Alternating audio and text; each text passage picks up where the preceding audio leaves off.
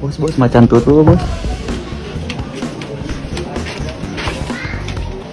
Viral momen emak-emak kompak pakai mukena motif macan tutul saat salat di masjid. Tengah ramai momen para jamaah wanita kompak pakai motif mukena yang tidak biasa. Hal itu kini ramai usai diunggah di media sosial, salah satunya akun Instagram @unikinvolk pada Selasa, tanggal 12 Maret tahun 2024.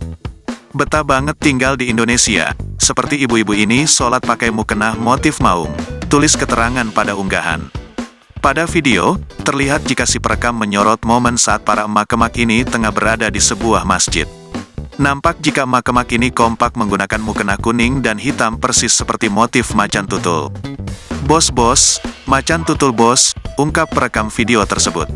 Pada video lain, nampak jika tak semua para jamaah wanita ini memakai mukena dengan motif yang sama. Usai ditelusuri, unggahan pertama kali dibagikan oleh akun TikTok @Tokyo pada Senin, tanggal 11 Maret tahun 2024. Hingga berita ini dimuat, belum diketahui waktu dan lokasi pada video yang kini viral. Disinyalir momen ini terjadi saat pelaksanaan salat tarawih berjamaah. Video yang berdurasi 16 detik ini pun kini ramai ditanggapi oleh warganet. Bos, macan tutul, bos.